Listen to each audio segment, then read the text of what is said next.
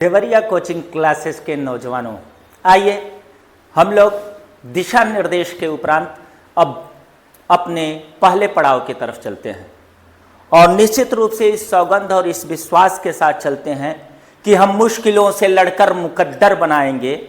गिरती है जहां बिजलियां वहां घर बनाएंगे। पत्थर हमारे राह के बदलेंगे रेत में, हम पांव से उसको इतना ठोकर लगाएंगे। आइए हौसला को बुलंद करते हैं और चलते हैं खंड अ के तरफ। और खंड अ कि जैसा आपको पता है कि हम लोगों का बहुविकल्पीय प्रश्न है और खंड अ का पहला प्रश्न हम लोगों के सामने, और पहला ही प्रश्न है हम लोगों के सामने, ध्रुव स्वामिनी नाटक के लेखक कौन है। यदि हम बात करें ध्रुव स्वामिनी नाटक की तो हमें याद आता है और हमें बात करना भी चाहिए। ध्रुव स्वामिनी नाटक से याद आया चंद्रगुप्त। यदि चंद्रगुप्त की बात होगी तो आप जानते हैं निश्चित रूप से स्कंदगुप्त की भी बात होगी, और यदि स्कंदगुप्त की बात होगी तो आप जानते हैं कि जन्मेजय का नाग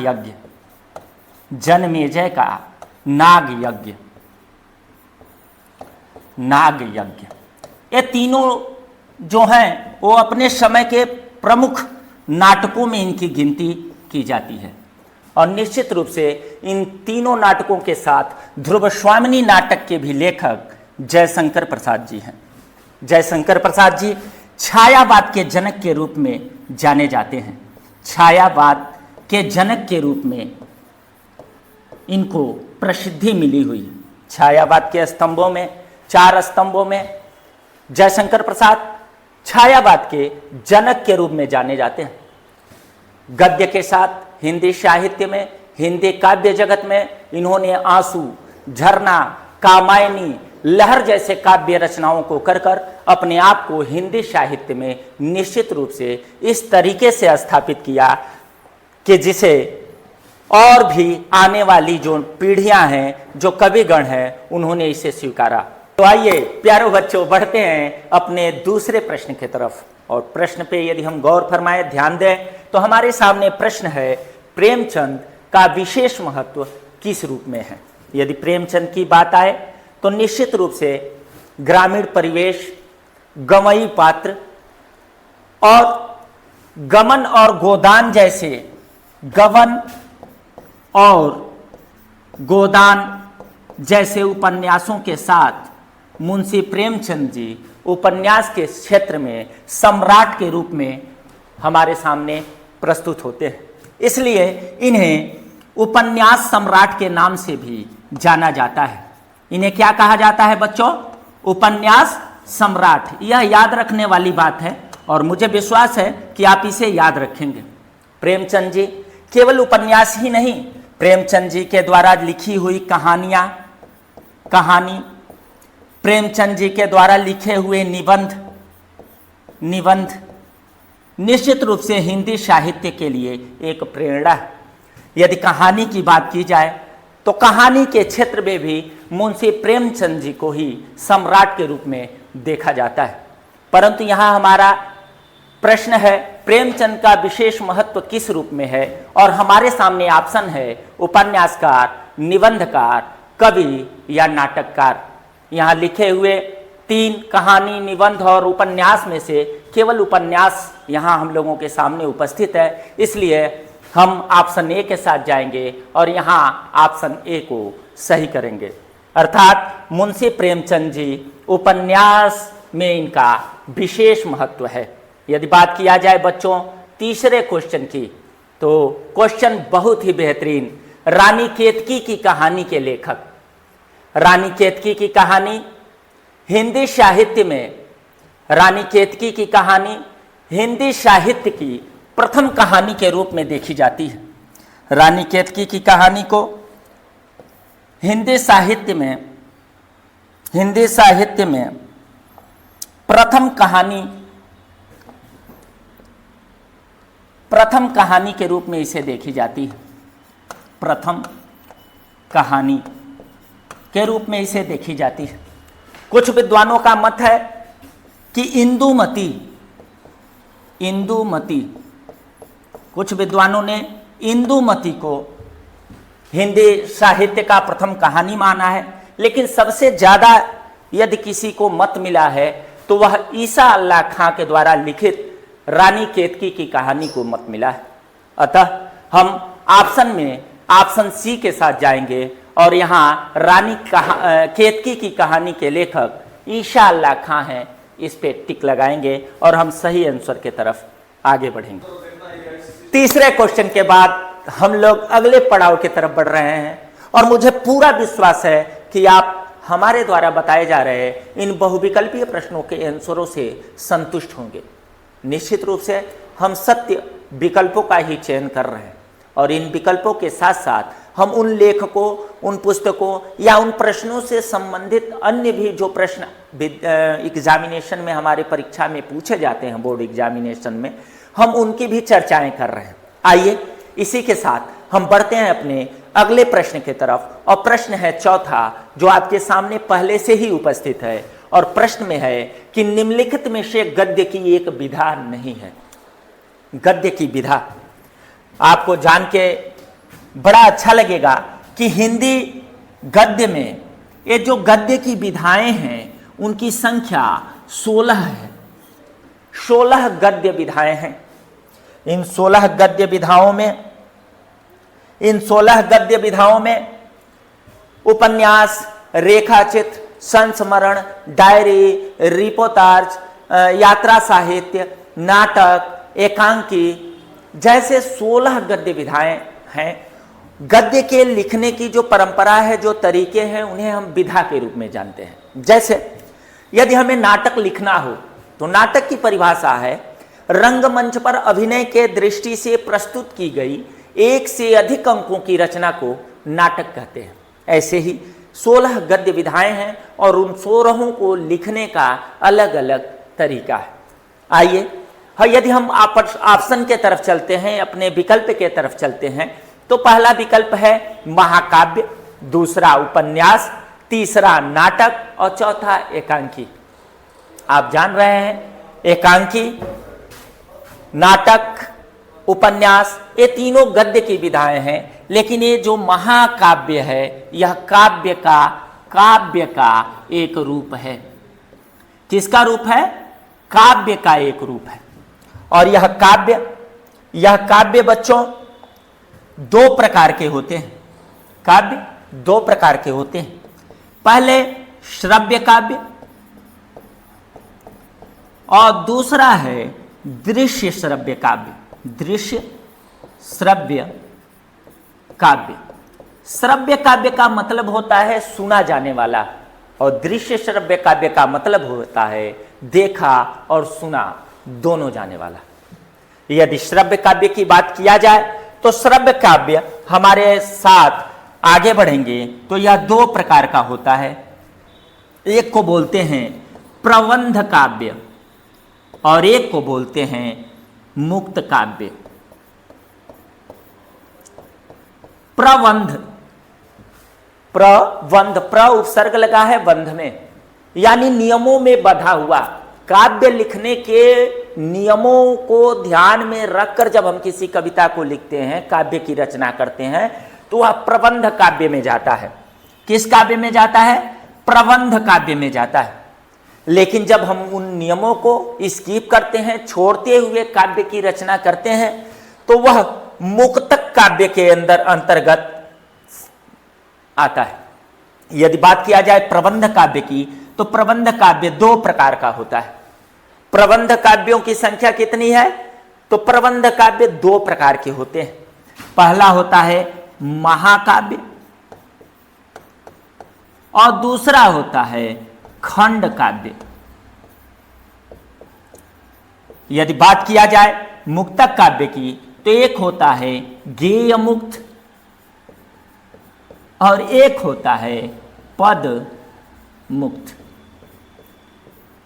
यदि यहां हम देखें तो यह जो महाकाव्य है वह काव्य का ही एक भाग है। अतः हम यहां ऑप्शन ए के साथ जाएंगे और आंसर देंगे।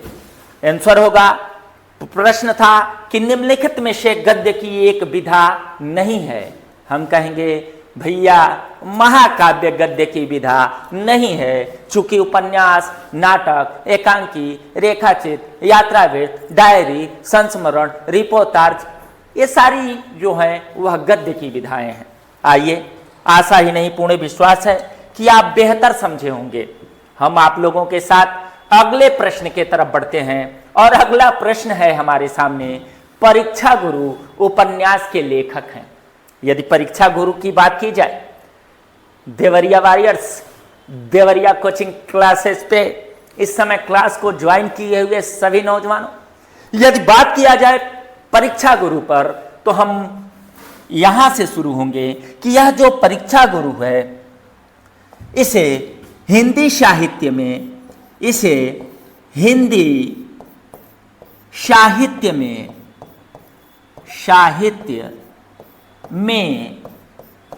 प्रथम उपन्यास होने का गौरव प्राप्त है। आप ध्यान देंगे, परीक्षा गुरु को प्रथम उपन्यास के रूप में हम जानते हैं और यह निश्चित रूप से लाला श्रीनिवास दास जी के द्वारा लिखित है। लाला श्रीनिवास दास जी, लाला श्रीनिवास दास जी इसके क्या हुए भैया? तो लाला श्रीनिवास जी इसके लेखक हुए। निश्चित रूप से यदि ऑप्शन के तरफ हम मूव करें, ऑप्शन के तरफ ध्यान दें, तो हम चलेंगे कि परीक्षा गुरु उपन्यास के लेखक हैं यशपाल जी, श्री लाल सुक्त, डॉक्टर राजेंद्र प्रसाद या लाला श्रीनिवास दास। आप निश्चित रूप से ऑप्शन डी के तरफ जाएंगे, क्योंकि डी ही हमारा उचित विकल्प है। चलते हैं हम आप लोगों के साथ सीधे अपने छठे नंबर प्रश्न पर, और प्रश्न है हमारे सामने, रामचंद्रिका के लेखक कौन है? रामचंद्रिका के लेखक का नाम पूछा। रामचंद्रिका को सुनते ही मेरे दिमाग में एक वाक्य गूंजा, और वह वाक्य है कठिन काव्य का प्रेत। यदि प्रश्न आपसे पूछा जाए कि कठिन काव्य का प्रेत किसे कहा गया है, तो निश्चित रूप से आप कहेंगे केशव दास द्वारा। रामचंद्रिका भी केशव दास जी की ही रचना है। आपको पता होना चाहिए कि यह जो रामचंद्रिका है, यह राम के ऊपर लिखी हुई केशव दास की रचना है। राम के ऊपर हिंदी साहित्य के चारों कालों में हिंदी साहित्य के चारों कालों में, हिंदी साहित्य के चारों कालों में राम के ऊपर रचनाएं हुई। जैसे आदिकाल में परम चरियू। अरे भैया इसके लेखक कौन है? तो आप जान रहे हैं, हिंदी के आदि कवि के नाम से जाने जाने वाले, हिंदी के प्रथम कवि के रूप में जाने जाने वाले स्वयंभू। चूंकि यह अपभ्रंश भाषा के कवि थे, अपभ्रंश भाषा में इन्होंने अपनी रचनाओं को लिखा, परंतु इन्हें हिंदी का प्रथम कवि भी माना जाता है। तो स्वयंभू ने परम चरियू, परम मने श्रेष्ठ, चरियू मने चरण। दूसरी यदि बात की जाए तो हम आएंगे भक्ति काल में, और भक्ति काल में बाबा गोस्वामी तुलसीदास जी और उनके द्वारा लिखित रामचरितमानस को कौन नहीं जानता? रामचरितमानस को कौन नहीं जानता? इसे लिखा तुलसीदास जी ने, तुलसीदास जी ने। भैया आप याद करते रहिए, यहां है स्वयंभू, यहां है हमारे बाबा तुलसी, और अब हम आगे बढ़ रहे हैं रीतिकाल के तरफ, और रीतिकाल में हम आएंगे सीधे रामचंद्रिका के तरफ, रामचंद्रिका के तरफ। और रामचंद्रिका के लेखक हैं माननीय केशव प्रसाद जी। माननीय कहने से केशव मौर्य जी याद आ रहे थे। आप केशव मौर्य मत लगा के आइएगा, केशव दास जी हैं। तो आइए बात करते हैं हम आधुनिक काल में।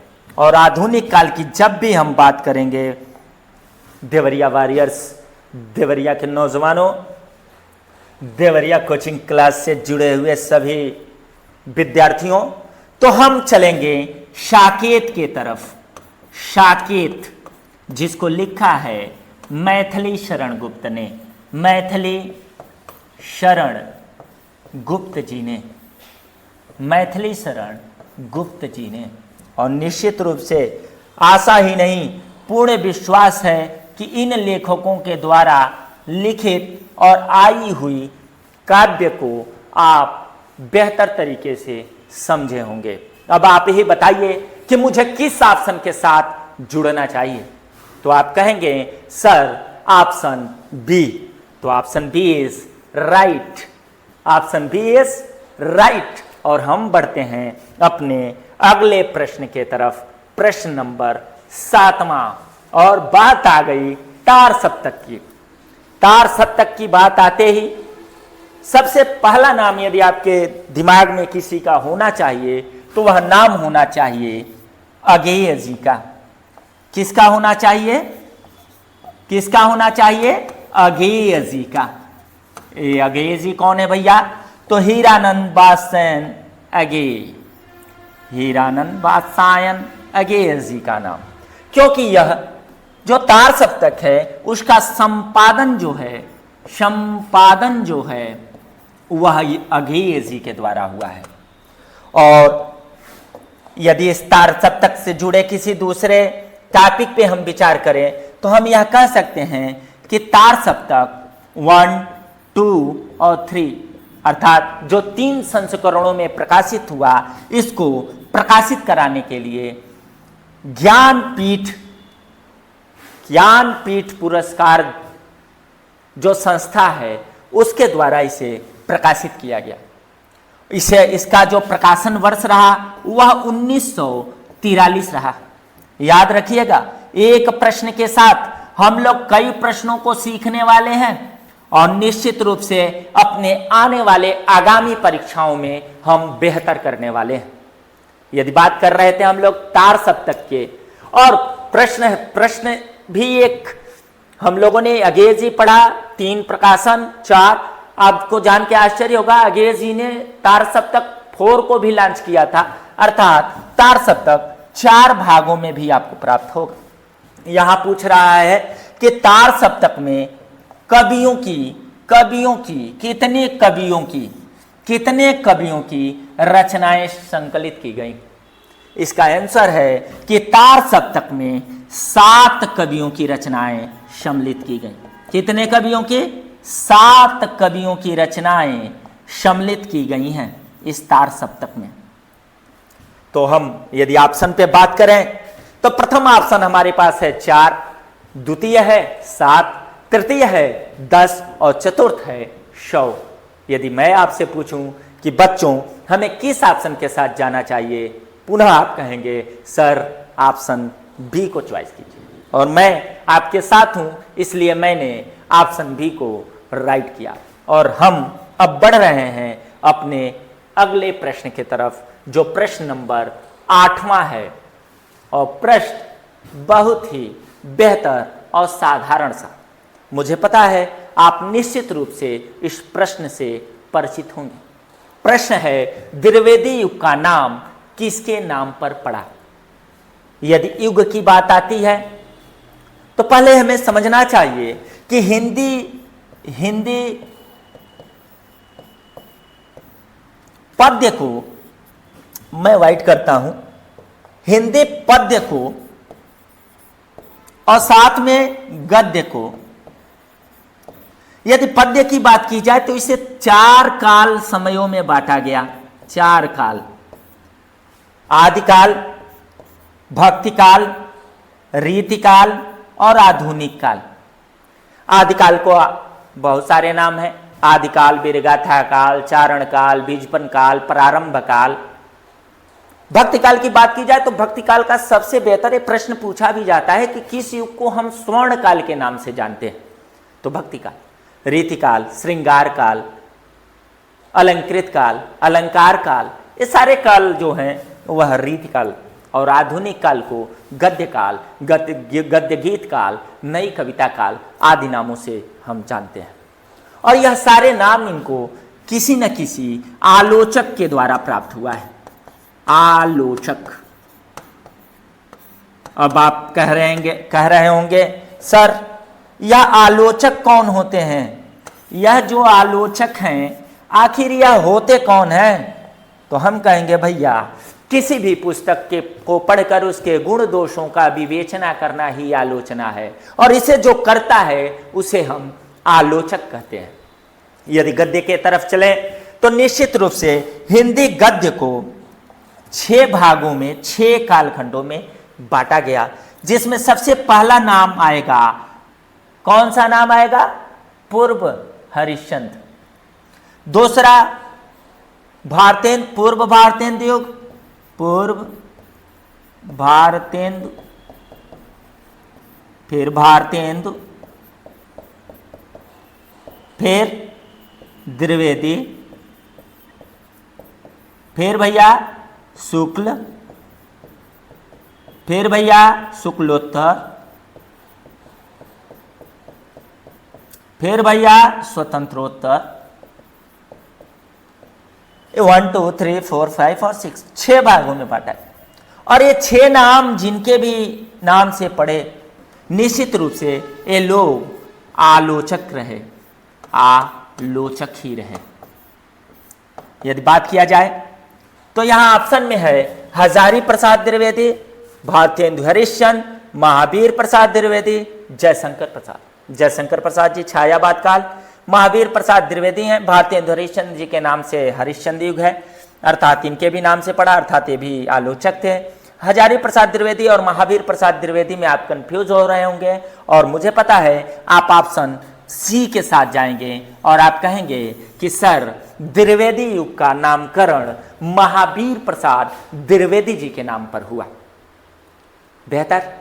निश्चित रूप से आप इन बहुविकल्पीय प्रश्नों का आनंद ले रहे होंगे, इन बहुविकल्पीय प्रश्नों के साथ अपने ज्ञान को और भी बढ़ा रहे होंगे, बेहतर कर रहे होंगे। मैं आपका अपना पुष्कर तिवारी सर निश्चित रूप से यह प्रार्थना करता हूं और आपके माँ बाप के चरणों में प्रणाम करते हुए निवेदन करता हूं कि निश्चित रूप से आपने जिन विद्यार्थियों को, जिन बच्चों को जन्म दिया है वो आने वाले भविष्य में महान बनेंगे और कुछ करके दिखाएंगे।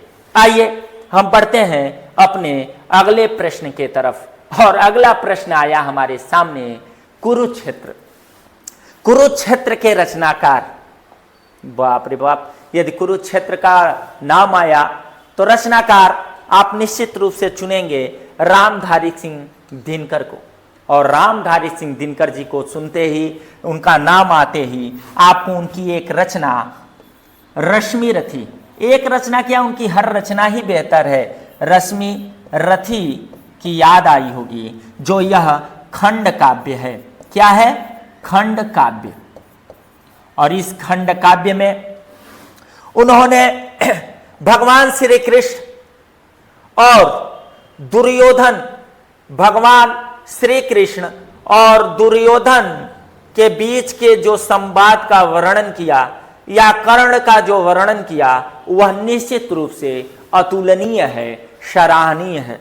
हाँ हाँ दुर्योधन बांध मुझे नित वचन, नहीं तूने माना मैत्री की राह न पहचाना, तो लो मैं अब भी जाता हूं, अंतिम संकल्प सुनाता हूं, अब याचना नहीं रण होगा, जया जय का मरण होगा।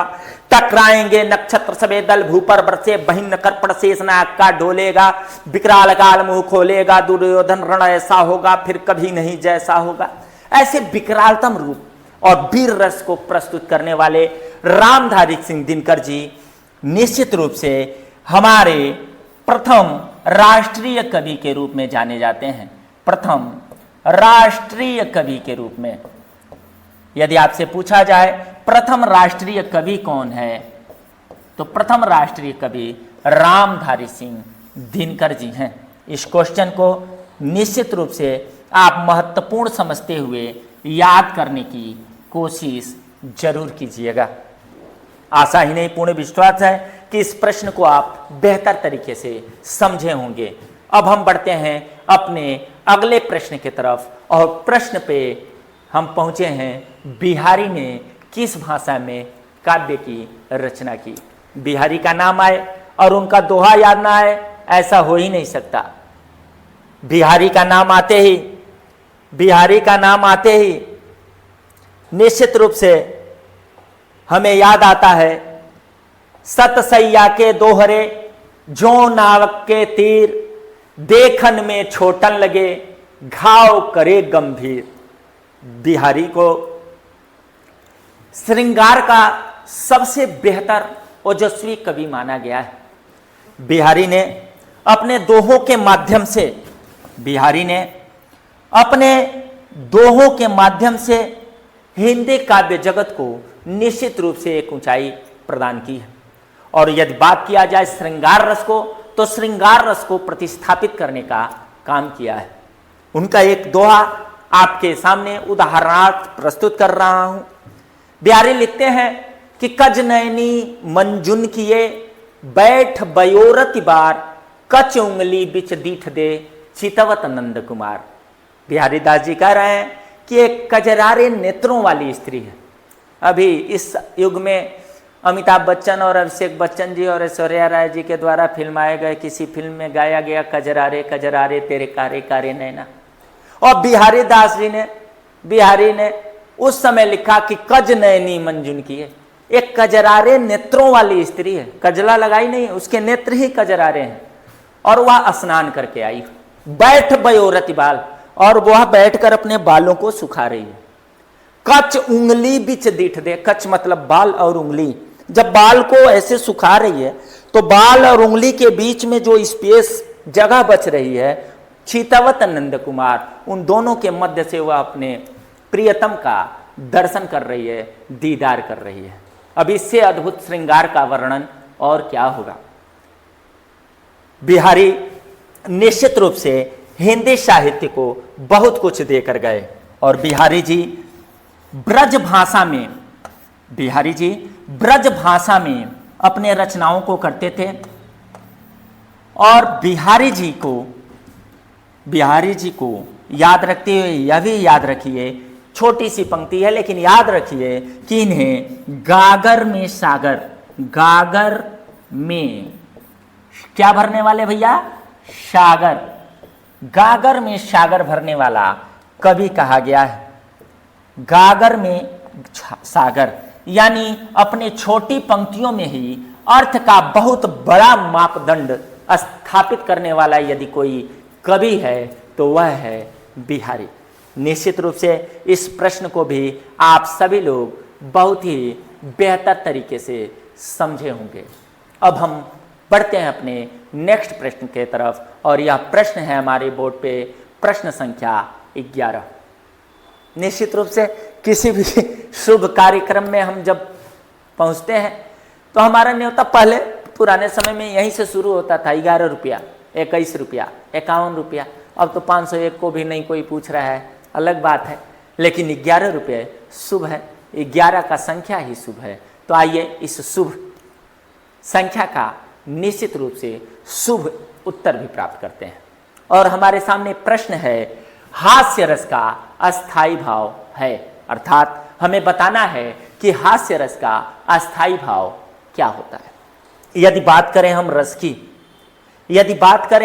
की, तो रस की बात करेंगे तो रस सिद्धांत को याद करते हुए हम सीधे चलेंगे और हमें याद आएंगे भरत मुनि। आचार्य भरत मुनि संस्कृत के बहुत ही प्रकांड विद्वान थे और इनके द्वारा एक रचना लिखी गई जिसका नाम है, भरत मुनि के द्वारा एक रचना लिखी गई जिसका नाम है नाट्य शास्त्र। और इस नाट्य शास्त्र में भरत मुनि ने रसों के बारे में बाकायदा पूर्ण जानकारी देने की कोशिश की है। और इस नाट्य शास्त्र में भरत मुनि ने रसों की संख्या 8 बताई है। रसों की संख्या 8 रस, या हम यूं कहें कि 8 अस्थाई भाव ही उन्होंने माना। उन्होंने शांत रस अर्थात निर्वेद, अस्थाई भाव क्या है? निर्वेद को किसी प्रकार का कोई भी रस मानने से इनकार कर दिया। अर्थात यदि यहां से देखा जाए तो 8 भरत मुनि के रस और एक शांत रस, 9 रस हिंदी साहित्य में होते हैं। आगे चलकर इनकी संख्या 11 होती है, जिसमें भक्ति और वात्सल्य बढ़ते हैं। जब विभाव, अनुभाव व संचारी भाव जब किसी अस्थाई भाव से संयोग करता है तो उस अस्थाई भाव से संबंध रखने वाले रस की उत्पत्ति होती है। यदि बात करें हम यहां बात करें क्रोध की, तो यह क्रोध जो है वह रौद्र रस का अस्थाई भाव है। यदि बात करें रति की, तो रति श्रृंगार रस का अस्थाई भाव है। यदि बात करें भय की, तो यह भयानक रस की अस्थाई भाव है। और यदि बात करें हास की, तो यह हास्य रस का अस्थाई भाव है। अर्थात आप इस हद तक पहुंच सकते हैं कि हास्य रस का अस्थाई भाव हास होता है। और हम जाएंगे विकल्प डी के साथ। निश्चित रूप से आपको पढ़कर बड़ा आनंद आता होगा। यदि बात किया जाए हास्य रस के किसी उदाहरण का, तो आप क्या कहेंगे? आप हास्य रस का एक उदाहरण दीजिए। तो आप ऐसे कर सकते हैं कि हंसी हंसी भाजे देख दुल्हा दिगंबर के, पाहुंजे आवे हिमांचल के उछाह से, शीश पर गंगा हंसे भुजनी भुजंग हंसे, हासही को दंगा भयो नंगा के विवाह में। यदि इस बात से नहीं समझ में आ रहा है तो आप आधुनिक युग में आइए और आप कह सकते हैं शंकर जी के ही बारात से गीत उठा लेते हैं, 2 लाइन आपको सुनाते हैं। ऐसन बारात नहीं देखा अभी तक, जिया करे धका धक, केहू के एगो आंख केहू के दू गो, केहू के एको नाही देखे टकाटक, जिया करे धका धक। ये सारे हास्य रस हैं। निश्चित रूप से जिनको सुनने के बाद हृदय प्रसन्नचित्त हो जाए वह हास्य ही है। और हास्य निश्चित रूप से इस समय हर एक लोगों के लिए नितांत आवश्यक है। कोई हंसना पसंद नहीं कर रहा है। पसंद क्या, किसी के पास समय ही नहीं है हंसने के लिए। मैं चाहता हूं कि आप मुस्कुराते रहें, आप पढ़ते वक्त मुस्कुराएं और मैं पढ़ाते हुए मुस्कुराते रहूं। मुस्कुराना, क्योंकि लिखा है बेटा कि उदासी के आलम में तबस्सुम चाहने वालों, हंसाता हुआ चेहरा बड़ी मुश्किल से मिलता है, और दिए फानूस में जलते बहुत देखे हो, लेकिन हवाओं में दिया जलना बड़ी मुश्किल से मिलता है। तो विपरीत परिस्थितियों में अपने आप को स्थापित कर अपने आप को आगे बढ़ाने का नाम ही जिंदगी है। आइए बेहतर जिंदगी को जीते हैं और बेहतर प्रश्न की तरफ चलते हैं। देवरिया कोचिंग क्लासेज आपको 12 नंबर के प्रश्न पर पहुंचाया है। 12 नंबर का प्रश्न है। मैं आपका अपना पुष्कर तिवारी सर इस 12 नंबर के प्रश्न के साथ आगे बढ़ता हूं। प्रश्न है, चौपाई के प्रत्येक चरण में कितनी मात्राएं होती हैं? अब चौपाई क्या है भैया? आखिर चौपाई है क्या? यदि हम कहें कि सर आप पूछ रहे हैं चौपाई है क्या, तो चौपाई छंद है। क्या है चौपाई? छंद है।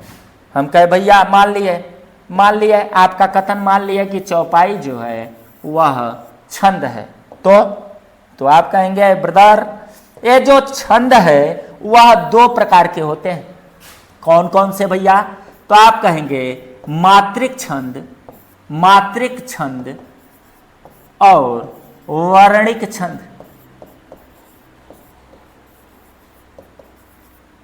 मात्रिक छंद और वर्णिक छंद। भैया मात्रिक छंद, और आपने क्या कहा, तुरंत आप बोलेंगे वर्णिक छंद। ते मात्रिक छंद क्या है? मात्रिक छंद सर, मात्रिक छंद में हम मात्रा के द्वारा कवि काव्य का निर्धारण करते हैं कि यह कौन सा छंद होगा, जबकि वर्णिक छंद में हम वर्णों के माध्यम से यह निर्धारित करते हैं कि यह किस प्रकार का छंद होगा। यदि बात करें मात्रिक छंद की, तो मात्रिक छंद 3 प्रकार का होता है। बहुत ध्यान से देखिएगा, मात्रिक छंद जो है वह 3 प्रकार का होता है। पहले को बोलते हैं सम मात्रिक छंद, सम मात्रिक। दूसरे को बोलते हैं अर्धसम मात्रिक छंद, और तीसरे को बोलते हैं विषम मात्रिक छंद, विषम मात्रिक छंद। जिसमें जिस रचना में उसके प्रत्येक चरण में मात्राएं जो हैं एक जैसी हों, समान हों, तो वहां सम मात्रिक छंद का प्रयोग होता है। जहां आधे एक जैसे हों और आधे एक जैसे हों, वहां अर्धसम मात्रिक छंद इस्तेमाल होता है।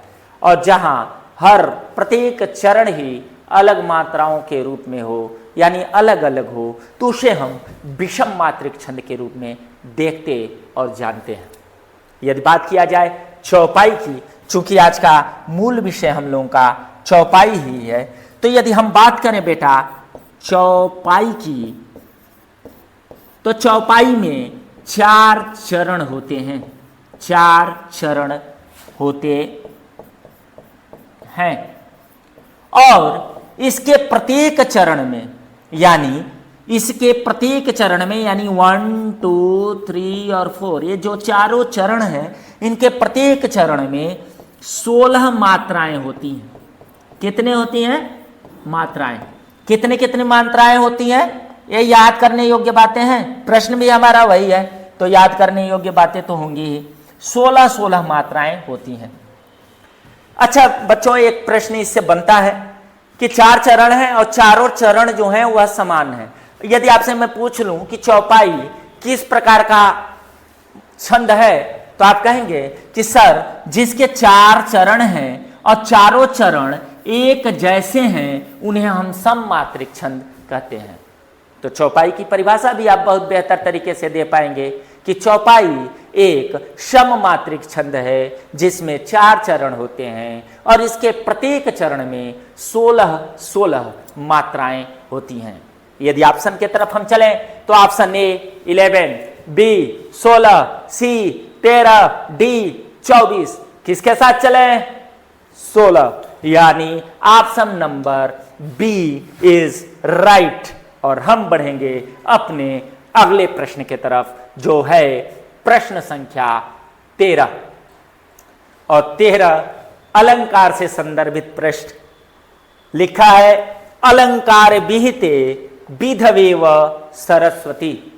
या हिंदी में बोले तो हम कह सकते हैं कि भूषण बिनु न विराजई कविता बनिता मीत।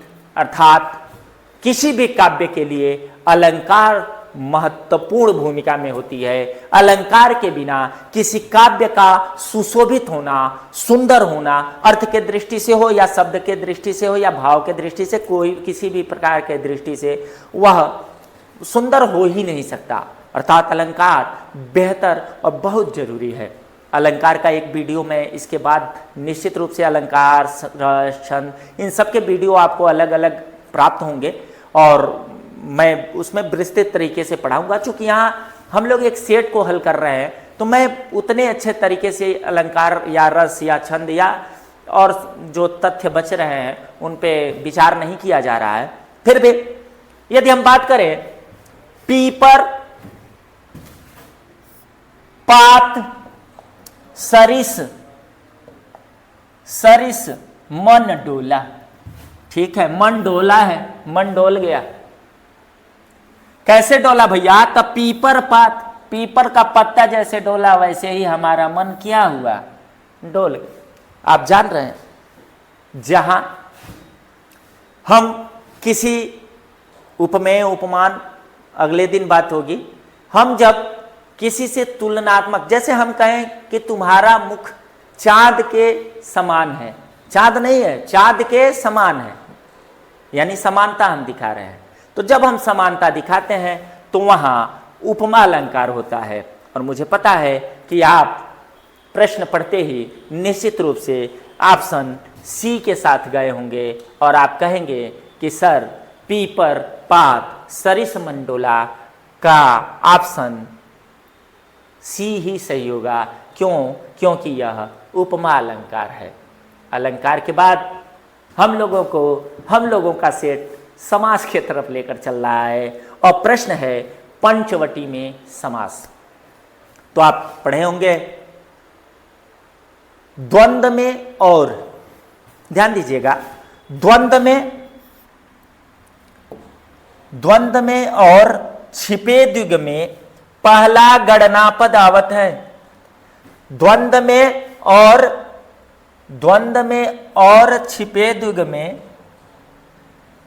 पहला गणना पद आवत है। बीच में कारक चिन्ह छिपे तत्पुरुष समास कहावत है। अव्ययी भाव समास में पहला पद अव्यय होता है, प्रधान होता है। कर्मधारा में पहला प्रधान, दूसरा अति प्रधान, या यूं कह ले विशिष्ट अति विशिष्ट। और बहुब्रीहि में आप जान ही रहे हैं, पहला दूसरे को ताक पे रख के तीसरा प्रधान। यदि यहां बात किया जाए और ध्यान दिया जाए तो हमारे पास जो शब्द है बेटा, वह शब्द है पंचवटी। पंच मतलब पांच। भैया आप स्वयं समझदार व्यक्ति है, यह गणना का शब्द है क्या? गणना ही तो है। अरे 1 2 3 4 5, ये गणना नहीं तो और क्या है? तो यदि गणना है तो हम पढ़े कि द्वंद्व में, और द्वंद्व में तो और आएगा। छिपे द्विग में पहला पद गणना आता है। द्विग में प्रथम पद क्या आता है? गणना आता है। ऑप्शन में कहीं द्विग है क्या? ऑप्शन संख्या ए, और इसमें लिखा है द्विगु समास, अर्थात हम अपने ऑप्शन को चुनेंगे, ऑप्शन संख्या ए, और हम जाएंगे कि पंचवटी में द्विगु समास है। यदि हम आगे बढ़े तो हम अगला क्वेश्चन की तरफ चलते हैं। गंगा का पर्यायवाची। पर्यायवाची तो याद करना बहुत बेहद जरूरी है आप लोगों को लिए। आप लोग पर्यायवाची कम से कम, और जैसे मैं क्लास लेता हूं, एक दिन पर्यायवाची का भी क्लास होगा, लेकिन पर्यायवाची, विलोम, ये सारी चीजें याद करने वाली हैं। मुझे पता है आप मेहनत करने वाले बच्चे हैं और आप मेहनत करेंगे, और हम निश्चित रूप से इस देवरिया कोचिंग क्लासेस के साथ मिलकर बेहतर करने वाले हैं। आप भी बेहतर करेंगे। आप बेहतर करेंगे तो निश्चित रूप से आपका परिणाम ही मुझे बेहतर साबित करेगा। तो मुझे पता है आप मुझे बेहतर होने से, बेहतर बनाने में मेरा निश्चित रूप से मदद करेंगे। बात करते हैं गंगा का पर्यायवाची। सूर, सूर माने देवता। सूर, सूर मतलब आप पढ़े होंगे सूर, सूर, सूर मतलब सूर्य। सूर, सूर, तुलसी, शशि, उड्डगन के शवदास। बात करें जलयान, तो जल में यान जो चलती है, यानी बड़ी वाली समुद्र वाली जहाज की बात हो। बात किया जाए गगन, गगन तो सबको पता है, गगन मतलब आकाश। और बात की जाए सूर सरी, सूर मने देवता और सरी मने नदी। देवताओं की नदी है और वह है गंगा। निश्चित रूप से आप कहेंगे कि सर बिना देर किए आप डी को ऑप्शन सही कीजिए। डी का ऑप्शन सुरसरी होगा, गंगा का पर्यायवाची। और हम भी आपके साथ हैं, आपके साथ अगले प्रश्न की तरफ चलेंगे। और आपको निश्चित रूप से ऐसा प्रतीत हो रहा होगा कि आप देवरिया कोचिंग क्लासेस से जुड़कर ठगे नहीं गए हैं। निश्चित रूप से आइए हम चलते हैं अपने प्रश्न संख्या 16 की तरफ, और हम बात करते हैं अभिमान में प्रयुक्त उपसर्ग है। यदि बात किया जाए उपसर्ग की, यदि बात की जाए उपसर्ग की, तो उपसर्ग को हम शब्दांश कहते हैं। क्या कहते हैं? शब्दांश। उपसर्ग को हम शब्दांश कहते हैं, और यह किसी भी शब्द के साथ जुड़कर, अर्थात किसी भी शब्द के साथ जुड़कर उसके अर्थ को परिवर्तित कर देता है, या यूं कहें कि उसे विशेषण में परिवर्तित कर देता है, उसे उपसर्ग कहते हैं। उपसर्ग शब्द के आगे पहले लगते हैं, या ध्यान रखने योग्य बातें हैं। उपसर्ग जो है वह शब्द के पहले लगेंगे, और जो प्रत्यय है वह शब्द के बाद में लगता है और यह अर्थ को परिवर्तित करता है। जैसे यदि जड़ में ता प्रत्यय जोड़ा जाए तो यह जड़ता बनेगा। यदि इसकी बात की जाए तो हम कहेंगे कि परिमाण या पर निर्माण, या हम अप लगा के या अनु लगा के एक शब्द बना लेते हैं अनुमान। मान में अनुमान। यदि यहां बात किया जाए तो यहां देखा जाए, यहां मान में हमने अनु उपसर्ग लगाया, यहां मान है तो उपसर्ग कौन सा होगा यह हमें बताने की आवश्यकता भी नहीं है, और आप हमसे कहेंगे sir option B is right. आप ऑप्शन बी के साथ जाइए, हम आपके साथ हैं।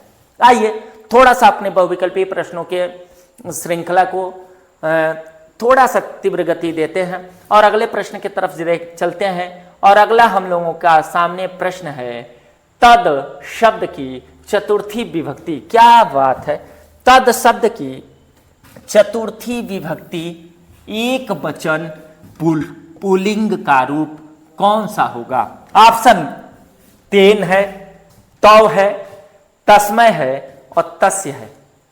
निश्चित रूप से इस पे एक वीडियो आपके सामने आएगा। यहां हम ऑप्शन सी के साथ जाएंगे, क्योंकि तद का जो चतुर्थी विभक्ति एक वचन रूप पुल्लिंग का रूप होता है वह निश्चित रूप से तस्मय होता है, और हम ऑप्शन सी को सही करेंगे और आगे के तरफ अपने कदम को बढ़ाएंगे। और हम बढ़ चले हैं प्रश्न संख्या 18 के तरफ, और प्रश्न है पद परिचय के दृष्टि से पद कितने प्रकार के होते हैं? यदि बात किया जाए पद परिचय के दृष्टि से पद कितने प्रकार के होते हैं, तो आप कहेंगे सर संज्ञा, सर सर्वनाम, सर क्रिया, सर विशेषण, सर पांचवा अव्यय या अव्यय। यदि पद परिचय के दृष्टि से शब्दों को देखा जाए तो क्रिया, अव्यय और संज्ञा, साथ में हमारे कौन कौन से जुड़े हैं भैया? साथ में और कौन कौन से हैं? तो भैया सर्वनाम भी है और तो सर विशेषण भी है। अर्थात यदि हम निष्कर्ष पे पहुंचे तो पद परिचय की दृष्टि से पद 5 प्रकार के होते हैं, 5 प्रकार के होते हैं। चूंकि यहां ऑप्शन का जो रूपरेखा है, यहां देखिए ए को आयन हो गया है तो ये ए होगा, ए में है 2, बी में है 4, सी में है 3 और डी में है 7। यहां ऑप्शन भी गलत है, या तो हम ऑप्शन ई करेंगे और यहां लिखेंगे 5। वहां तो एग्जाम में हम नहीं कर सकते, एग्जाम में ऑप्शन हम बढ़ा भी नहीं सकते और एग्जाम में ऐसी गलती करेगी भी नहीं। बोर्ड के द्वारा इस प्रकार की गलतियां नहीं होती। हम आंसर की तरफ जाते हैं 5। चूंकि यह बोर्ड का ही पेपर है और बोर्ड ने ही इसमें 2, 4, 3 और 7 दिया हुआ है, चूंकि होते 5 हैं। इस पे किसी दिन पद परिचय जब हम पढ़ा रहे होंगे तो एक वीडियो आपके सामने होगा, निश्चित रूप से आप वहाँ इसे पढ़िए और बेहतर तरीके से इसे और बेहतर तरीके से जानिए और सीखिए। यदि बात किया जाए प्रश्न संख्या 19 की, तो हम बढ़ गए हैं वाच्य के तरफ। वाव, हम बढ़ गए हैं वाच्य के तरफ। किसके तरफ? वाच्य। यदि बात की जाए वाच्य की। तो वाच्य में हम देखते हैं कि क्रिया किसके द्वारा हो रहा है, क्रिया किसके द्वारा हो रहा है। क्रिया कर्म के द्वारा हो रहा है, कर्ता के द्वारा हो रहा है, या भाव के द्वारा हो रहा है। यदि क्रिया कर्ता के द्वारा हो रहा है, ध्यान दीजिएगा, यदि क्रिया कर्ता के द्वारा हो रहा है तो हम कृतवाच्य कहते हैं। यदि कर्म के द्वारा तो कर्मवाच्य, और यदि भाव के द्वारा तो भाववाच्य। यहां पूछ रहा है कृतवाच्य में प्रधानता होती है। यदि आपने निश्चित रूप से ध्यान दिया होगा तो आपने पढ़ा है कि कृतवाच्य में कर्ता की प्रधानता होती है, और आप ऑप्शन में ढूंढेंगे ए है क्रिया, बी है कर्ता, सी है कर्म और डी है भाव। निश्चित रूप से आप कहेंगे कि सर हम लोग जाना चाहेंगे ऑप्शन बी के साथ, क्योंकि राइट आंसर इज बी। आगे हम बढ़ते हैं आज के बहुविकल्पीय प्रश्नों की श्रृंखला में खंड अस के सबसे लास्ट प्रश्न के तरफ, क्योंकि हमसे बोर्ड 20 ही बहुविकल्पीय प्रश्न पूछता है और हम आज सेट 1 के 20वें बहुविकल्पीय प्रश्न के तरफ कदम रखे हुए हैं। और 20वां बहुविकल्पीय प्रश्न पूछ रहा है कि भाषा की सबसे छोटी इकाई होती है। यहाँ एक दो चीजें हम लोग सीखते हैं। यदि हमसे पूछे कि भाषा की सबसे छोटी इकाई कौन है, यदि भाषा की पूछे कि सबसे छोटी इकाई कौन है, तो आप कहेंगे कि सर वर्ण कहिए, अक्षर कहिए, या आप ध्वनि कहिए सर, ध्वनि कहिए सर। लेकिन यदि आपसे पूछे कि भाषा की सबसे सार्थक, ध्यान दीजिएगा, भाषा की सबसे सार्थक छोटी इकाई, तब आपका ऑप्शन चेंज हो जाएगा और आप कहेंगे कि सर शब्द जो होता है वह भाषा की सबसे छोटी इकाई होता है। और भाषा की सबसे बड़ी इकाई की यदि बात की जाए तो निश्चित रूप से आपका उत्तर होगा वाक्य।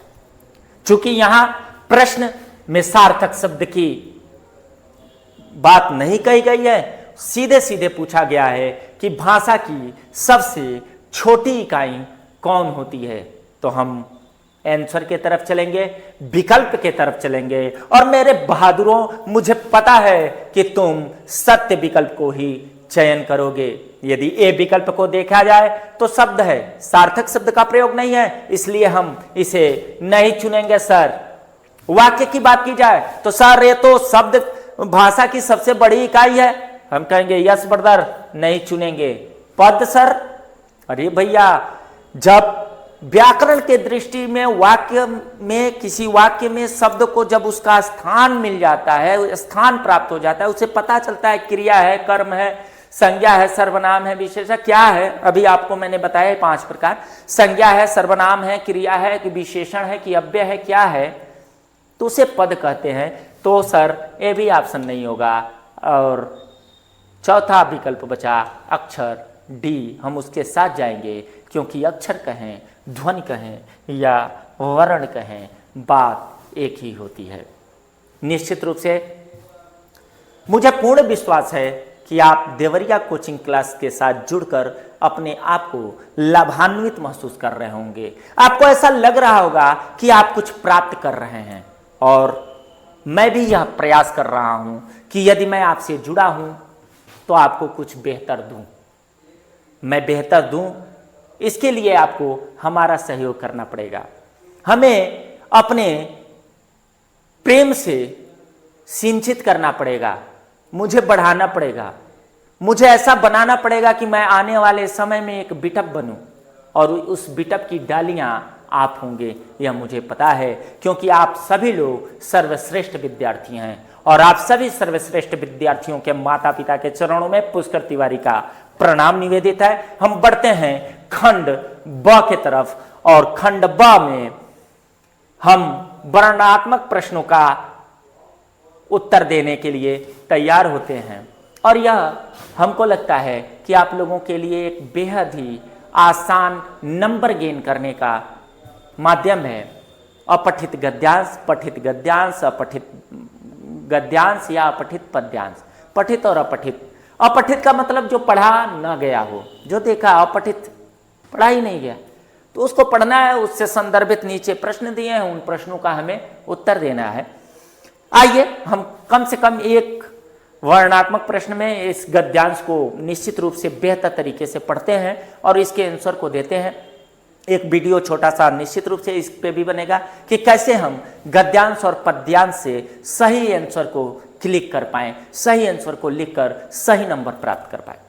निश्चित रूप से हम आगे बढ़ते हैं और गद्यांश को पहले ध्यानपूर्वक पढ़ते हैं। गद्यांश हमारा कह रहा है कि दूसरी बात जो इस संदर्भ में विचारणीय है वह यह है कि संस्कृति अथवा सामूहिक चेतना ही हमारे देश का प्राण है। वह हमारे देश का प्राण है। इसी नैतिक चेतना के सूत्र से हमारे नगर और ग्राम, हमारे प्रदेश और संप्रदाय, हमारे विभिन्न वर्ग और जातियां आपस में बंधी हुई हैं, जहां उनमें और सब तरह की विभिन्नताएं हैं, वहां उन सब में यह एकता है।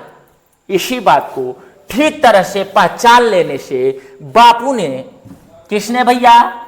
तो बापू ने जनसाधारण को बुद्धिजीवियों के नेतृत्व में क्रांति करने के लिए, तत्पर करने के लिए इसी नैतिक चेतना का सहारा लिया था। जहां जहां आप पैसे पढ़िए और गद्यांश को पढ़ते जाइए, आपको जो लगे कि इस गद्यांश में ये शब्द जो हैं, यह वाक्य जो हैं यह बेहतर हैं, उनको अंडरलाइन कीजिए और प्रश्न के तरफ चलिए। जब आप प्रश्न के तरफ चलिएगा तो इसका पहला प्रश्न है भैया कि उपरोक्त गद्यांश का संदर्भ लिखिए।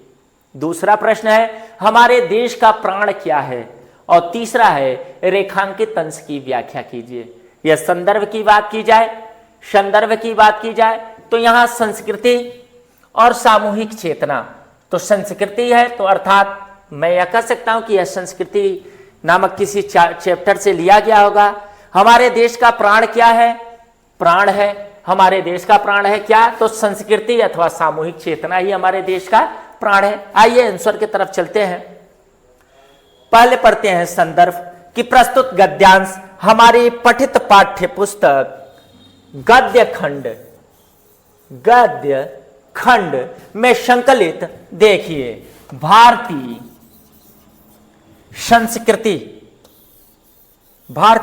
संस्कृति नामक पाठ से लिया गया है और इसके लेखक डॉक्टर राजेंद्र प्रसाद जी हैं।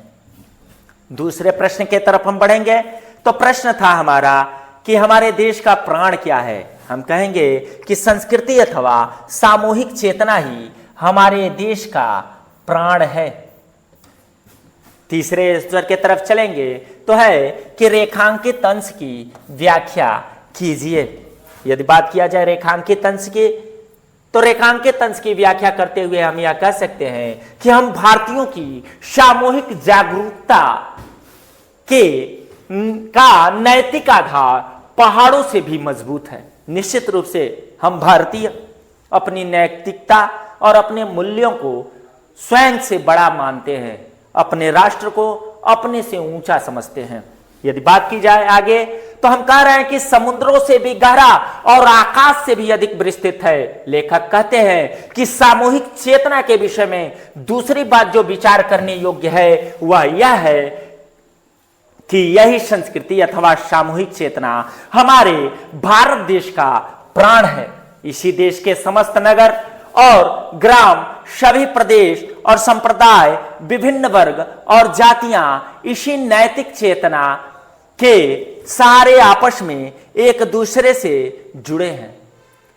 संस्कृति अथवा सामूहिक चेतना ही विभिन्न नगर और ग्राम, प्रदेश और संप्रदाय तथा विभिन्न वर्ग एवं जातियों की एकता का आधार है।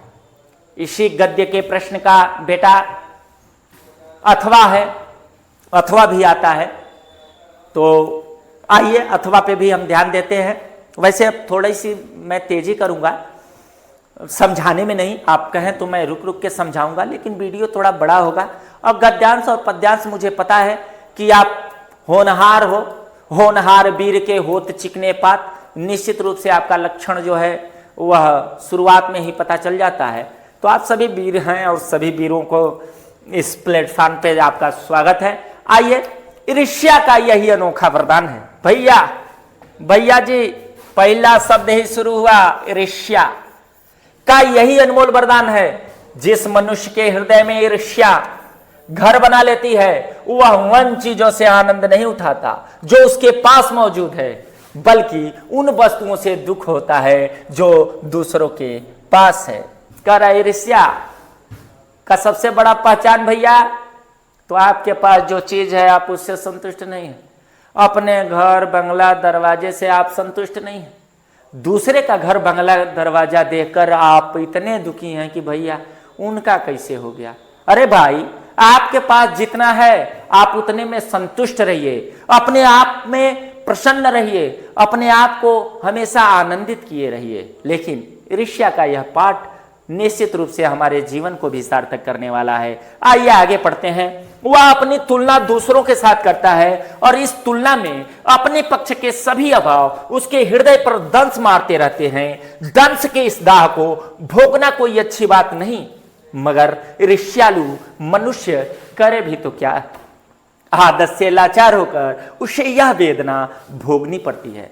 कह रहा है मनुष्य आदत से लाचार है, वह चाहकर भी इससे दूरी नहीं बना सकता। निश्चित रूप से इस पूरे गद्यांश में ईर्ष्या पर बात हुई है।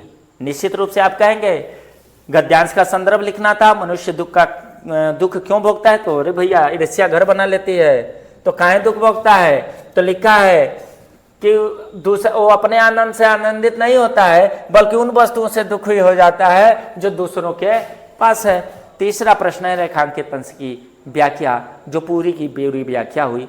आप ईर्ष्या है तो आप कहेंगे कि सर यह ईर्ष्या तू न गई मेरे मन से एक चैप्टर है सर। निश्चित रूप से यह उसी से लिया गया होगा। और हाँ आप सही भी कहते हैं, क्योंकि आप देवरिया कोचिंग क्लासेज के स्टूडेंट हैं। आप कहेंगे कि सर ईर्ष्या तू न गई मेरे मन से ही यह लिया गया है सर, और इसके रचयिता अभी अभी हम लोग आगे पढ़ रहे थे रामधारी सिंह दिनकर जी ही हैं।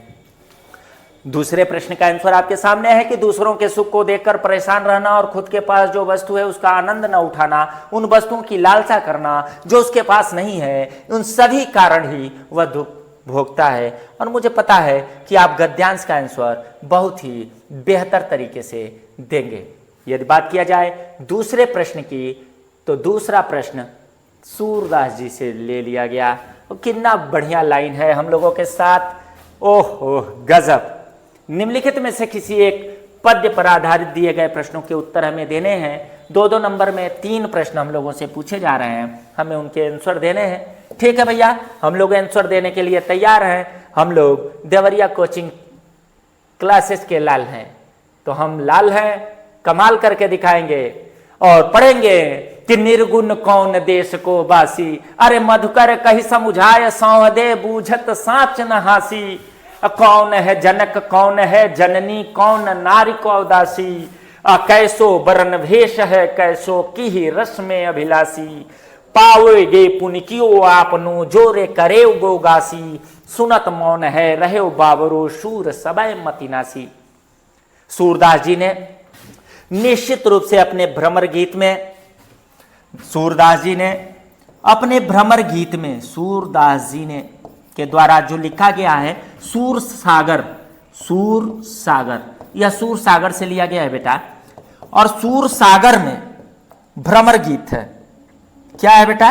भ्रमर गीत, जहां गोपियां जो हैं वह उद्धव के द्वारा जब कहा जाता है कि आप भगवान श्री कृष्ण के प्रेम को छोड़ भैया, उस परम पिता परमेश्वर को याद करो, जिस परम पिता परमेश्वर ने तुझे जन्म दिया, जिस आत्मा ये जो तुम्हारा आत्मा है उस परमात्मा का तत्व है। और वह परमात्मा का कोई स्वरूप नहीं है। आप इस स्वरूप को लेकर क्यों मरे जा रहे हो, मेरे छोटे से नंदलाल जिनको घुघुर घुघुर बाल। अरे उस परमात्मा को याद करो यार, कि बिनु पग चले सुने, बिनु काना कर, बिनु कर्म करे विधि नाना। गोपियां ज्यादा पढ़ी लिखी नहीं है, लेकिन उद्धव जी को यहाँ उन्होंने चित्त कर दिया। उद्धव जी से कह रहे हैं, अरे भैया आप बताइए, आपके जो ब्रह्म है उनके माता कौन, पिता कौन, दिखता कैसे हैं, रंग कैसा है, रूप कैसा है, उनको हम किस रूप में जाने, वह किस रस के हैं, उनको कैसे हम महसूस करें। और निश्चित रूप से इन सारे तर्कों के बाद उद्धव जी हारे जाते हैं, उनकी मति मारी जाती है।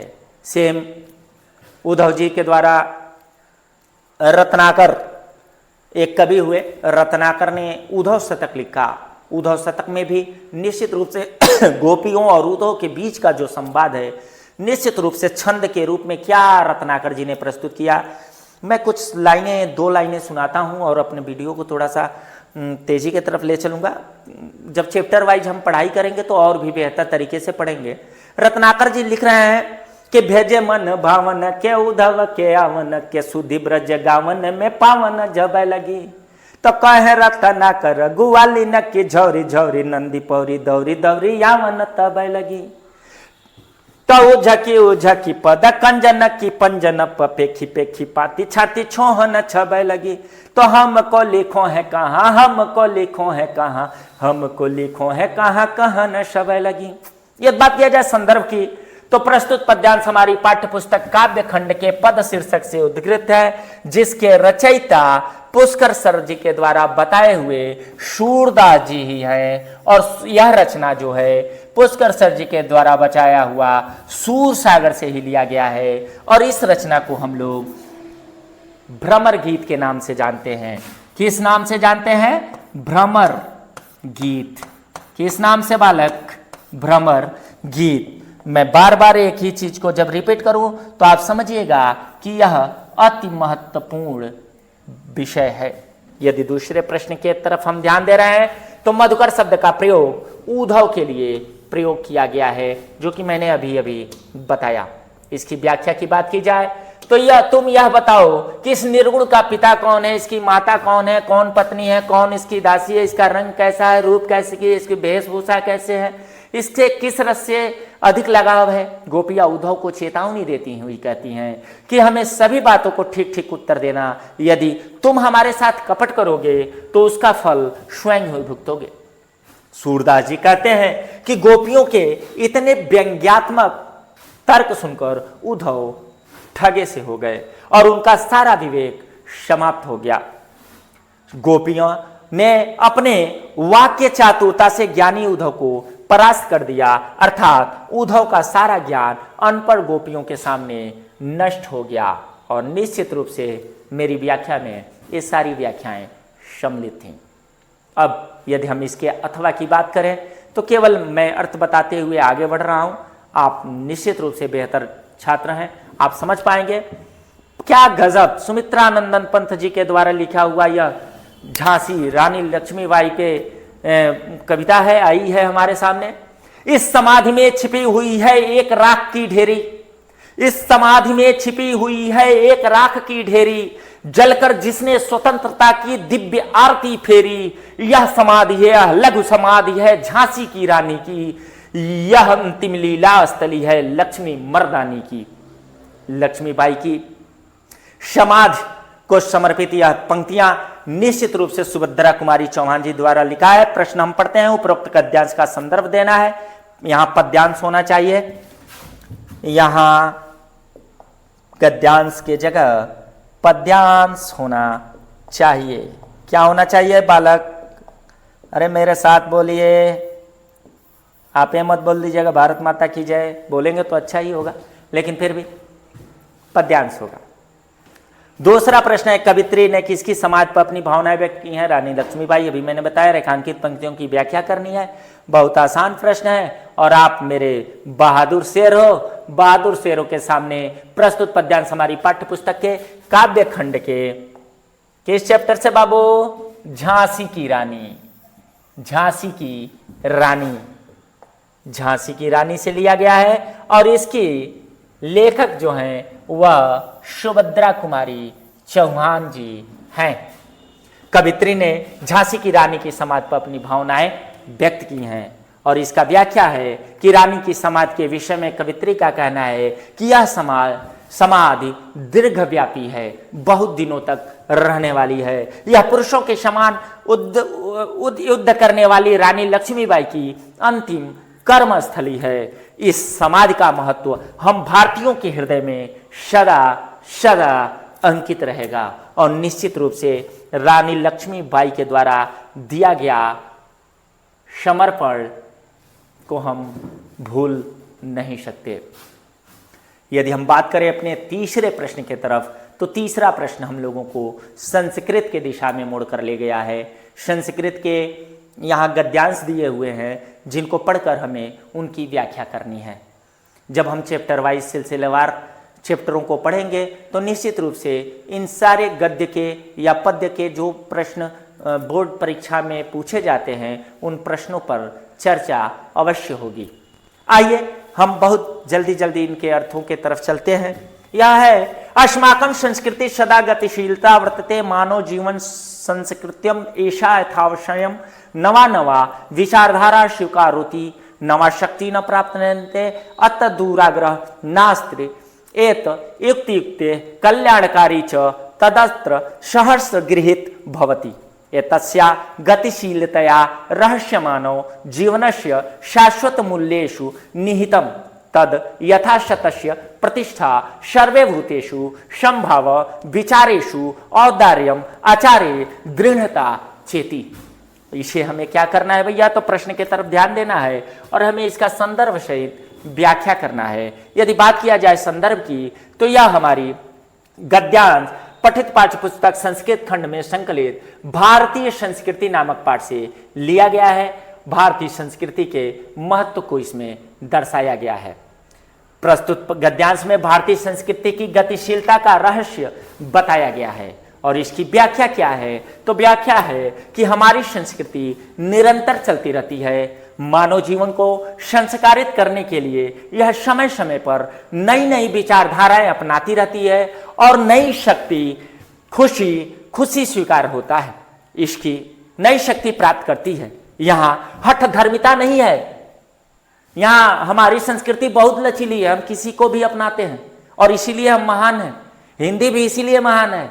हिंदी भाषा 18 बोलियों को अपने अंदर समाहित की है। आगत, तत्सम, तद्भव, देशज, विदेशज, अनेक शब्दों को अपने अंदर समाहित करके अपने आप को प्रतिस्थापित की हुई है। वैसे ही भारत अनेक धर्म जातियों को अपने अंदर समाहित करके अपनी हठधर्मिता वह हठधर्मी नहीं है, इस बात का प्रमाण देता रहा है। यदि बात किया जाए तो इसकी गतिशीलता का रहस्य मानव जीवन के लिए सदैव रहने वाले आदर्शों या मूल्यों जैसे सत्य की प्रतिष्ठा, सभी प्राणियों के लिए एक समान भाव, विचारों में उदारता, आचरण की दृढ़ता में समाया हुआ है। और निश्चित रूप से आप कहेंगे कि सर ये सही है, इसको हम महसूस भी करते हैं। आइए इस प्रश्न को महसूस करते हुए इसके अथवा के तरफ चलते हैं और अथवा तो बनारस से आ गया, बनारसी से आ गया। इयम नगरी विविध धर्माणा संगम स्थली, यह नगरी विविध धर्मों की संगम स्थली है। महात्मा बुद्धस्य तीर्थंकर पार्श्वनाथ शंकराचार्य कबीर गोस्वामी तुलसीदास अन्य च बहवः महात्माना अत्रागत्य स्वीयान विचारान प्रयासन न केवल दर्शन साहित्य धर्मे अपितु काल क्षेत्रेपि इव नगरी विविधा नाम काला नाम शिल्पाम कृते लोके विश्रुता अत्रत्या कौशले शाटिका देशे देश सर्वत्र श्रव्यन्ते। यदि इसके संदर्भ की बात की जाए बच्चों, तो आप कहेंगे कि प्रस्तुत गद्यांश हमारी पाठ्य पुस्तक संस्कृत खंड में संकलित वाराणसी नामक पाठ से उद्धृत है या लिया गया है। यदि आगे चलें तो प्रस्तुत गद्यांश में वाराणसी की विश्व प्रसिद्धि के कारणों पर प्रकाश डाला गया है और अनुवाद बहुत आवश्यक है, चूंकि बनारस हम लोगों से सटे हुए राज्य है, राज्य का जिला है और नगरी है और निश्चित रूप से मरणम मंगलम यत्र, जहाँ का मरना ही मंगलकारी है, उसके बारे में यदि हम 2-4 लाइन जाने सीखें तो यह हमारे लिए बेहतर ही होगा। तो आइए अनुवाद को हम लोग पढ़ते हैं। अनुवाद है कि यह नगरी विभिन्न धर्मों की संगम स्थली है। महात्मा बुद्ध, तीर्थकर पार्श्वनाथ, शंकराचार्य, कबीर, गोस्वामी, तुलसीदास और अन्य बहुत से महात्माओं ने यहाँ आकर अपने विचारों को फैलाया है। आगे बढ़ा जाए तो केवल दर्शन और धर्म साहित्य के क्षेत्र में ही नहीं अपितु कला के भी क्षेत्र में यह नगरी तरह तरह की कलाओं से और शिल्पों के लिए विश्व में प्रसिद्ध है, जिसमें से वाराणसी साड़ी और बनारसी पान तो आप जान ही रहे होंगे। यहाँ की रेशमी साड़ियाँ देश विदेश में पसंद की जाती हैं। यहाँ की पत्थर की मूर्तियाँ प्रसिद्ध हैं। यह अपनी प्राचीन परंपरा का इस समय भी पालन कर रही हैं। इसलिए कवियों के द्वारा गाया गया है कि जहां मरना कल्याणकारी है, जहां शरीर पर भस्म लगाना ही आभूषण है, जहां लंगोटी जहां का रेशमी वस्त्र है, वह काशी किसके द्वारा मापी जा सकती है? अर्थात काशी अतुलनीय है, उसकी समानता किसी से नहीं की जाती। जो बाबा विश्वनाथ की नगरी है, निश्चित रूप से उसकी समानता किसी से नहीं की जा सकती। हम बढ़ते हैं अपने अगले प्रश्न की तरफ। प्रश्न संख्या 4, संस्कृत पद्यांशों में से किसी एक का संदर्भ सहित हिंदी में अनुवाद करना है। पद्यांश है बेटा, पद्यांश का अर्थ देना है। आसान है, आते हैं, लेसन वाइज पढ़ेंगे और बेहतर पढ़ेंगे, फिर भी पढ़ते हैं। उत्तरम यत समुद्रस्य हिमाद्रस्य चैव दक्षिणम वर्ष तद भारतम नाम भारती तद्र संतति। उत्तर में समुद्र, दक्षिण में हिमालय, उस देश का नाम है, उस बीच के देश का नाम है भारतवर्ष, और यहाँ रहने वाले व्यक्तियों को हम भारतवासी कहते हैं। अरे प्रस्तुत गद्यांश हमारी पाठ्य पुस्तक के संस्कृत, फिर यहाँ गद्यांश हुआ है बेटा, पद्यांश होएगा। पाठ्य पुस्तक के संस्कृत घंटगण में संकलित भारतीय संस्कृतिक नामक पाठ से लिया गया है। हमारा राष्ट्र समुद्र के उत्तर में और हिमालय के दक्षिण में स्थित है। वह भारत का देश है जहाँ की संतान भारतीय हैं। इसका यदि अथवा देखा जाए तो हम पढ़ रहे हैं कि माता गुरुतरा भूमे खात पीतोच्चर तरस्था मनम शीघ्र तरम वातात चिंता बहुतरी तृणात्। प्रस्तुत गद्यांश हमारी पाठ्य पुस्तक संस्कृत खंड में संकलित जीवन सूत्राणी नामक पाठ से लिया गया है। जीवन के सूत्र देखिए भैया, कुछ सूत्र तो हमें भी मिलने वाला है। आप बैठे बैठे सूत्र की प्राप्ति कर रहे हैं, वो भी किसके सूत्र? जीवन के सूत्र। यदि व्याख्या की बात की जाए बेटा तो युधिष्ठिर यक्ष से प्रश्न का जवाब देते हुए कहते हैं कि माता भूमि से अधिक महान है और पिता आकाश से भी ऊंचा है।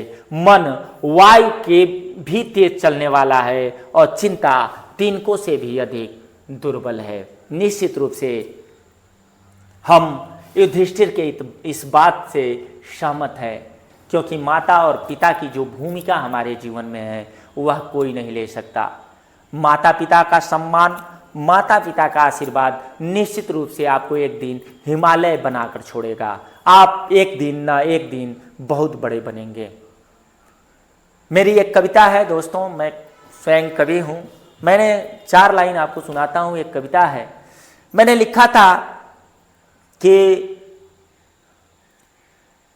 मात पिता के चरण कमल से सुंदर भी कुछ होता है क्या? मात पिता के चरण कमल से सुंदर भी कुछ होता है क्या? बिन बाती का दीपक जलता जग में ऐसा होता है क्या? माँ है ज्योति पिता है बाती अपनी थाती दीपक भर की। बिन बाती बिन ज्योति का दीपक का कुछ होता है क्या? तो बिना माता पिता का निश्चित रूप से हम अधूरे हैं।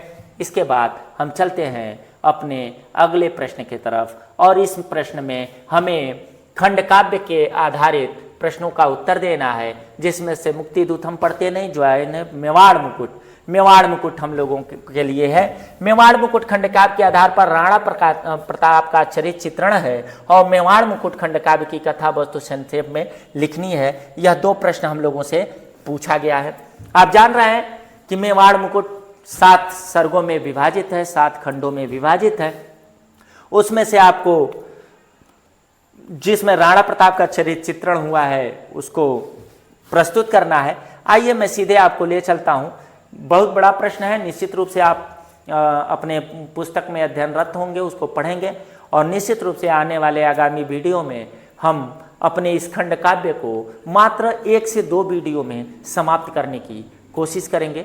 चूँकि आपसे आपके इस सेट 1 में प्रश्न पूछा गया है, इसलिए हमारा धर्म बनता है कि आपको कुछ तथ्यात्मक जानकारियां इसके विषय में अवश्य देते हुए चले। यदि बात किया जाए तो मातृभूमि के रक्षक महाराणा प्रताप, क्या गजब बात है बेटा, ध्यान देना, ध्यान देने योग्य बात भी है भैया, ध्यान देने योग्य बात है। क्या ध्यान देने योग्य बात है जी? तो ध्यान देने योग्य बात है कि पहला ही लाइन है क्या, तो मातृभूमि के रक्षक, मातृभूमि के रक्षक, व्हाट इज दिस, मातृभूमि के रक्षक महाराणा प्रताप अपनी मातृभूमि मेवाड़ से बहुत अधिक प्यार करते थे। अरे जो मातृभूमि का हुआ नहीं फूंको उस चढ़ी जवानी को, आरी झूमे जिसकी धरती पर धिक्कार है से प्राणी को। हर व्यक्ति को अपने माता पिता और अपने मातृभूमि के प्रति समर्पित रहना चाहिए। निश्चित रूप से महाराणा प्रताप अपने कर्तव्य पथ पे चलने वाले अलग प्रकार के एक व्यक्ति हैं।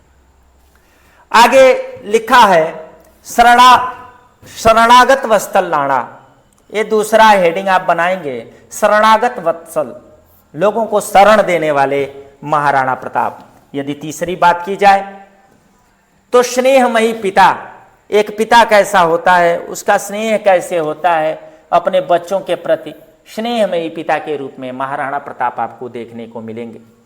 यदि आगे चलेंगे तो दृढ़ संकल्पी एवं स्वप्न दृष्टा महाराजा राणा प्रताप के रूप में आपको दिखाई देंगे। यदि उससे आगे बात करेंगे तो महापराक्रमी, निश्चित रूप से इसे तो आप भी मान रहे होंगे, और स्वाभिमानी, अकबर के समान, अकबर के समक्ष झुकने वाले नहीं।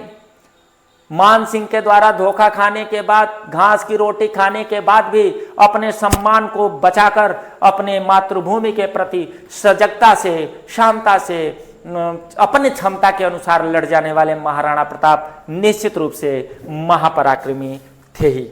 स्वाधीनता पूजक, बिल्कुल स्वाधीनता पूजक महाराणा प्रताप। ये 5-6 हेडिंगों के तहत हम अपने महाराणा प्रताप यानी इस कुरुक्षेत्र के नायक का वर्णन करेंगे। उसके बाद हम आगे जब बढ़ेंगे तो हमें प्रश्न मिलेगा, छठा प्रश्न, कि निम्नलिखित लेखकों में से किसी एक का जीवन परिचय लिखिए। निश्चित रूप से आप जानते हैं कि 3 लेखकों का जीवन परिचय आपसे पूछा जाएगा और उन 3 लेखकों में से किसी भी एक लेखक का जीवन परिचय आपको बोर्ड एग्जामिनेशन में लिखना होता है।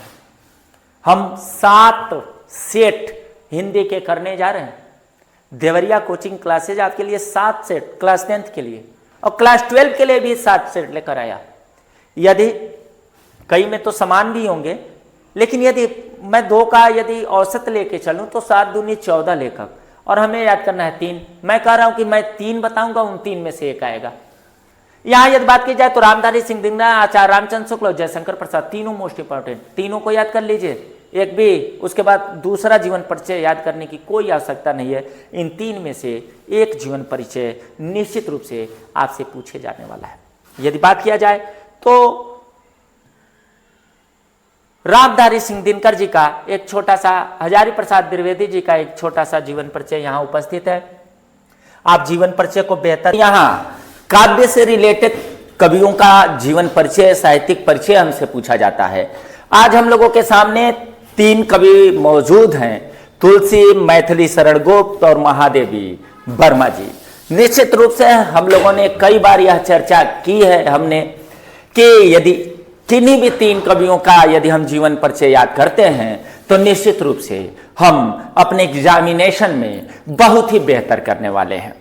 चूंकि तुलसीदास का जीवन परिचय हो चुका है, मैथिली शरण गुप्त का भी एक बार हो चुका है, लेकिन आज पुनः मैथिली शरण गुप्त के जीवन परिचय के मुख्य चीजों को हम लोग थोड़ा सा यहाँ क्या करेंगे बेटा, देखेंगे और फिर अपने कारवां को आगे बढ़ाएंगे।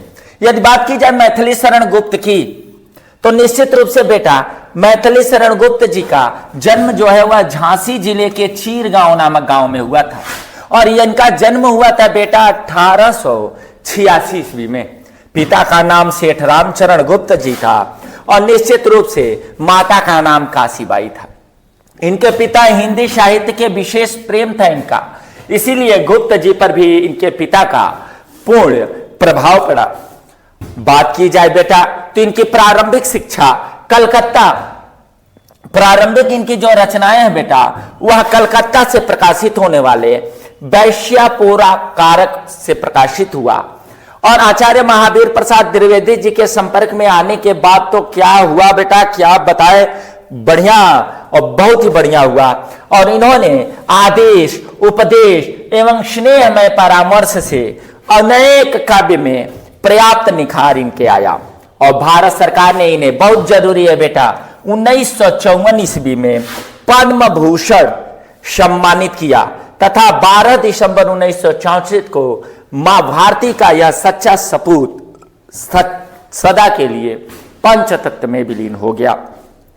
यदि बात की जाए मैथिली शरण गुप्त की बेटा तो निश्चित रूप से यह राष्ट्र कवि हैं, दूसरे राष्ट्र कवि हैं।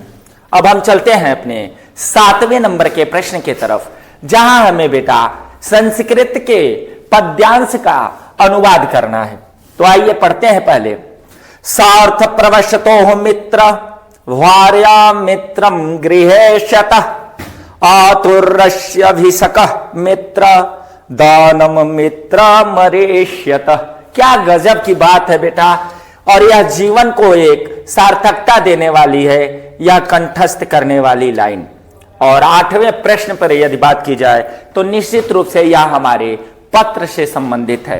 यदि बात किया जाए पत्र की बेटा तो हम लोगों ने, यदि बात किया जाए पत्र के संबंध में तो पत्र बेटा 2 प्रकार के होते हैं। एक होता है बेटा औपचारिक पत्र, औपचारिक पत्र, और एक होता है बेटा अनौपचारिक पत्र, अनौपचारिक पत्र। औपचारिक पत्र बेटा ऑफिशियल होता है और अनौपचारिक पत्र पारिवारिक होता है, पारिवारिक। मैंने इसलिए लिखा कि आप कंफ्यूज ना हो, परिवार। और यदि इसकी बात की जाए बेटा तो यह होता है ऑफिशियल। क्या होता है बेटा?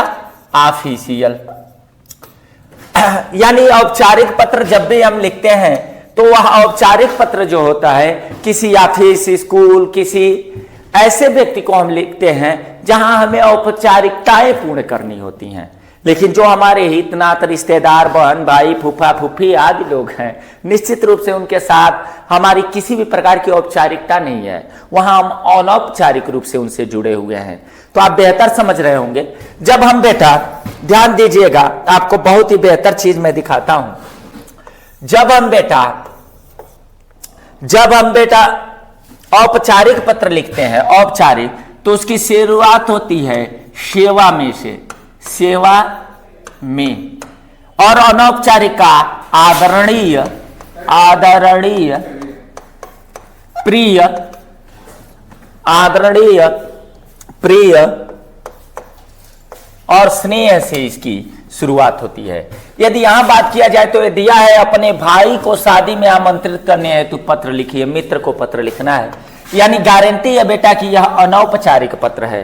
तो इसकी शुरुआत आदरणीय, यदि मित्र के पास लिखना है तो प्रिय से होगा, यदि किसी श्रेष्ठ व्यक्ति के पास लिखनी होती तो निश्चित रूप से हम आदरणीय से प्रारंभ करते। आइए देखते हैं, यह रहा पता और यहां से हमारा शुरू हुआ प्रिय मित्र। अशोक, मैं सकुशल रहता हूं और आशा करता हूं कि तुम भी सकुशल होगे। मित्र, तुम्हें यह जानकर अत्यंत प्रसन्नता होगी कि मेरे भाई का शुभ विवाह आगामी 15 नवंबर 2000 फलाने को होना सुनिश्चित है। बारात मेरे निवास स्थान मयूर विहार दिल्ली से जाएगी। इस अवसर पर शामिल होने के लिए मैं तुम्हें और तुम्हारे परिवार को एक साथ सादर आमंत्रित करता हूं। तुम्हारे आने से मेरी खुशियां दोगुनी हो जाएंगी। तुम्हारा मित्र कख गग अंग। यदि बेटा, इसलिए मैंने यहां इसको बहुत ही बेहतर तरीके से लिखा था कि आप पत्र बहुत ही बेहतर करें। तो विश्वास भी है मुझे, क्योंकि आप निश्चित रूप से देवरिया कोचिंग क्लासेस के शेर हो, और शेर तो कभी भी मारेगा, छोटा भी पंजा मारेगा तो शिकार बड़ा ही होगा। 9वें प्रश्न के तरफ चलते हैं, जहां हमें संस्कृत से रिलेटेड प्रश्नों के उत्तर देने होते हैं। पहला प्रश्न है संशेखरा का आशित, संशेखर कौन थे? दूसरा प्रश्न है भूमे गुरुतरम की मसित। तीसरा है पुरु राजा कीन शाह युद्धम अकरूत। पहले की यदि बात की जाए चंद्रशेखर का आशित, तो चंद्रशेखर एक प्रसिद्ध क्रांतिकारी देशभक्त च आशित। भूमे गुरुतरम की मसित, माता गुरुतरा भूमे करी। पुरु राजा केन शाह युद्धम अकरोत, पुरु राजा अलेक चंद्र शाह युद्धम अकरोत। आगे बढ़ेंगे तो पांचवा और लास्ट प्रश्न है इसका बेटा कि वाराणसी केशा संगम स्थली। वाराणसी किसकी संगम स्थली है? तो वाराणसी नगरी विविध धर्माणाम संगम स्थली। वाराणसी जो नगरी है वह विविध धर्मों की संगम स्थली है। यह जो है बेटा, यह हमारे सबसे लास्ट प्रश्न निबंध जो होते हैं उससे है, और मैंने इसीलिए यहां से शुरू किया है इसे। और समझना बेटा, समझना बहुत जरूरी है। जब कभी निबंध आए तो 2-3 बातें यहां मैं आपको दिखाता हूं, आप निश्चित रूप से उसे देखिए। निबंध आएगा तो आप सभी लोग, निबंध का फॉर्मेट ही होता है प्रस्तावना, 2, 3, 4, 5 हेडिंग और अंत में बेटा उपसंहार। आप प्रस्तावना को भूमिका भी लिखते हैं और नीचे आप जाएंगे तो उपसंहार, और बीच में क्या होते हैं? हेडिंग होते हैं। तो ये लिखने का तरीका है। लेकिन यदि हमें यूपी बोर्ड में पूर्ण नंबर पाने हैं तो वही तो बात तो यही हो रही है। पहले ही वीडियो के शुरुआत में ही हम लोगों ने कहा कि भैया हम लोग लिख को बेहतर बनाने वाले हैं। यदि इस प्लेटफॉर्म पे जुड़े हुए हैं, देवरिया कोचिंग क्लास के इस प्लेटफॉर्म पे खड़े हुए हैं, तो निश्चित रूप से कुछ बेहतर करने वाले हैं। तो आइए हम जानते हैं कि कैसे हम निबंध में पूर्ण नंबर प्राप्त करें। अब बात कर लेते हैं, पहले आपको मैं यहां दिखाता हूं। यह पहली हेडिंग है बेटा प्रस्तावना। यह दूसरा है पर्यावरण पर प्रभाव, जैव विविधता का खतरा, भूमि पर प्रभाव, जल स्रोतों पर प्रभाव। आगे मैं चलता हूं बेटा, वनों की कटाई रोकने के उपाय और उपसंहार। ओके, ये हेडिंग था बेटा। और यह आप समझ गए होंगे कि यह पर्यावरण पे पूछा गया है। पर्यावरण, वन हमारे पर्यावरण, पर्यावरण पे ये क्या है बेटा? निबंध है। आइए अब मैं आपको दिखाता हूं इस सादे पेज पे। मैं कह रहा हूं बेटा कि यदि हमको लिखना है पर्याय, पर्याय कह रहे हैं, यदि हमें लिखना है बेटा, यदि हमें लिखना है, देख लिया जाए पर्यावरण का महत्वपूर्ण हिस्सा है प्रस्ताव, तो पर्यावरण पे ही तो लिखना है। ठीक तो है, पर्यावरण पे ही लिखना है बेटा। लिख लेते हैं। अरे भैया जी, भैया जी, पर्यावरण, पर्यावरण पे ही लिखना है। तो हमने यहां हेडिंग डाला बेटा पर्यावरण। ओके, फिर हम क्या करेंगे बाबू?